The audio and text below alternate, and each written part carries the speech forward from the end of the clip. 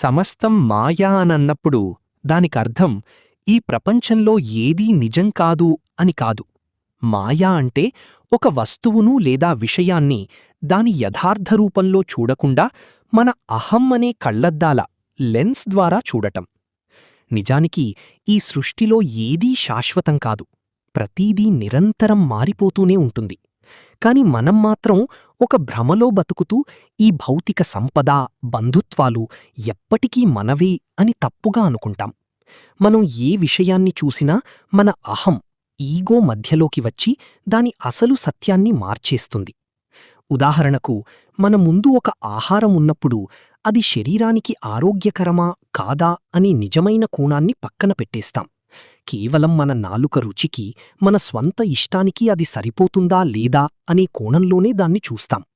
అంటే అక్కడ ఆహారం యొక్క అసలు గుణాన్ని కాకుండా మన స్వార్థాన్నే మనం చూస్తున్నాం.